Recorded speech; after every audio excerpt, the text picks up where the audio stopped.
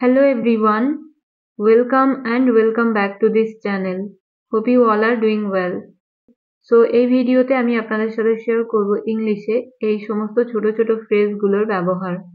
এগুলির ব্যবহার জানলে আমাদের ইংরেজি বলা কিন্তু অনেক সহজ হয়ে যাবে। তো চলুন without a further ado let's get started.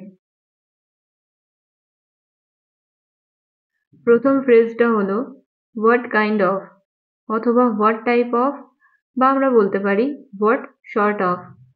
এর বাংলা অর্থ হলো কোন ধরনের বা কি ধরনের। ওকে, এক্সাম্পল, সে কি ধরনের মানুষ। What kind of man is he. What kind of man is he.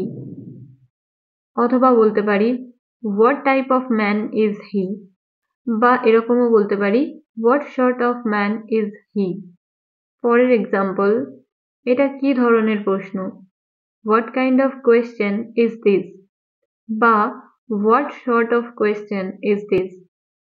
So এই তিনটে ফ্রেজের মধ্যে যে কোনো একটা ফ্রেজ ব্যবহার করে আমরা এই ধরনের সেন্টেন্সগুলো বলতে পারবো, যেখানে এরকম বোঝায় যে কি ধরনের বা কেমন ধরনের। ওকে, পরের এক্সাম্পল, তুমি কি ধরনের বই পছন্দ করো। What sort of books do you like.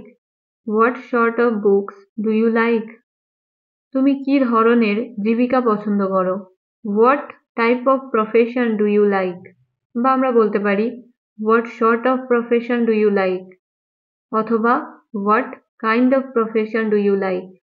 So এইভাবে আমরা এই ধরনের বাক্যগুলো বলতে হলে, মানে যখন আমরা সেন্টেন্সে বলবো কোন ধরনের খাবার তুমি খেতে পছন্দ করো, কি ধরনের কাজ করতে পছন্দ করো, কেমন ধরনের পোশাক পরতে পছন্দ করো, সো এই টাইপের বাক্যগুলো বলতে হলে কিন্তু আমরা বলতে পারি হোয়াট কাইন্ড অফ, অথবা হোয়াট সর্ট অফ, বা হোয়াট টাইপ অফ। ওকে, তো চলুন পরেরটা দেখা যাক। নেক্সট হলো what if. What if Bangla অর্থ হলো কি হতো যদি। কি হতো যদি।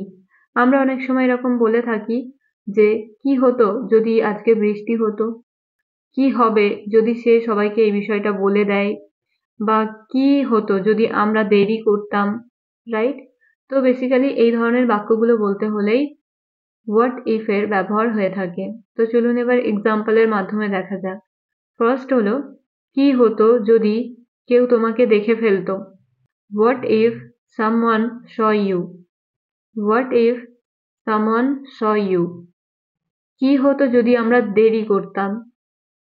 কি হতো যদি আমরা দেরি করতাম। What if we were late. What if we were late. কি হতো যদি আমি বাসটি মিস করতাম। What if I miss the bus. What if I miss the bus. পরের সেন্টেন্স, কি হতো যদি সে কাজ সম্পন্ন না করতে পারত।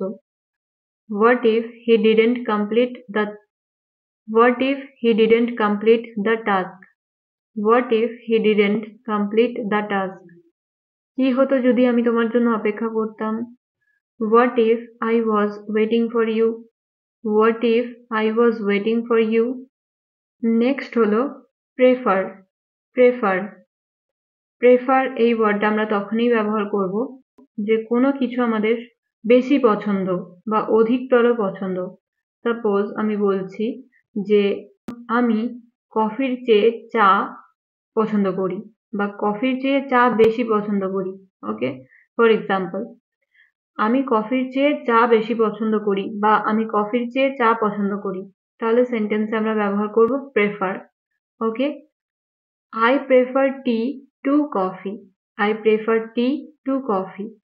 মানে আমি কফির চেয়ে চা পছন্দ করি। সো এখানে আমাদের মনে রাখতে হবে যে যে জিনিসটা আমরা বেশি পছন্দ করি সেই জিনিসটা আমরা প্রথমে বলবো, মানে প্রেফারের পরে আমরা সেই জিনিসটার নাম বসাবো। যেমন এই সেন্টেন্সটাতে আপনারা দেখতে পাচ্ছেন এখানে রয়েছে I prefer T to coffee, মানে আমি কফির চেয়ে চা বেশি পছন্দ করি। ওকে, সো যেহেতু চা বেশি পছন্দ করি, সো তাই এখানে ফার্স্টে হলো আই প্রেফার টি। পরের এক্সাম্পল, আমি ঝালের চেয়ে মিষ্টি পছন্দ করি। I prefer sweet to pungent. I prefer sweet to pungent. আমি সাদার চেয়ে কালো বেশি পছন্দ করি, বা আমি সাদার চেয়ে কালো পছন্দ করি। I prefer black to white. I prefer black to white. আমি মোবাইলের চেয়ে ল্যাপটপ পছন্দ করি। I prefer laptop to mobile. I prefer laptop to mobile. আমি লিচুর চেয়ে আম পছন্দ করি। ওকে, মানে লিচুর চেয়ে আমি আম বেশি পছন্দ করি। I prefer mango to lychee. I prefer mango to lychee. So এইভাবে আপনারা প্রেফার এর পরে মানে ফার্স্টে সাবজেক্ট, তারপরে প্রেফার, তারপরে যে জিনিসটা আপনারা বেশি পছন্দ করেন সেই জিনিসটার নামটা আগে দিতে হবে এবং যে জিনিসটা কম পছন্দ করেন সেটার নাম শেষে বসিয়ে এইভাবে আমরা এই ধরনের বাক্যগুলো ইংলিশে বলতে পারবো। নেক্সট হলো ইয়েট। ইয়েট মানে হলো এখনো, এখনো। ফর এক্সাম্পল, তুমি এখনো যাওনি কেন? Why didn't you go yet? Why didn't you go yet? আমি এখনো কাজটি সম্পন্ন করিনি। I haven't done the work yet. I haven't done the work yet. Rumi এখনো কাজটি শেষ করতে পারেনি। Rumi couldn't finish the work yet. Rumi couldn't finish the work yet. তুমি এখনো ঘুমাওনি? প্রশ্ন, এটা হচ্ছে ইন্টারোগেটিভ সেন্টেন্স। তুমি এখনো ঘুমাওনি? Haven't you slept yet? আমি এখনো অফিসে পৌঁছাইনি। I have not reached office yet. I have not reached office yet. তো যখন কোনো কাজ এখনো পর্যন্ত হয়নি এরকম আমরা বোঝাবো, সেই ক্ষেত্রে ব্যবহার হয় yet. ওকে, yet মানে হলো এখনো। নেক্সট হলো আফটার। আফটার, সো এই ওয়ার্ডটার বাংলা অর্থ আমরা সবাই জানি যে আফটার মানে হচ্ছে পরে। আফটার মানে পরে, যখন আমরা কোনো কিছুর পরে বলি তখন আমরা সাধারণত আফটার এই ওয়ার্ডটার ব্যবহার করে থাকি। কিন্তু আমরা আফটার এই ওয়ার্ড বা ফ্রেজটাকে আলাদাভাবেও ব্যবহার করতে পারি। মানে যখন আমরা কোনো সেন্টেন্স এরকম বলবো যে কারো নামে, কারো নামে বোঝাতেও ব্যবহার করে থাকি। ফর এক্সাম্পল, আমি আমার মায়ের নামে একটি হাসপাতাল প্রতিষ্ঠা করব।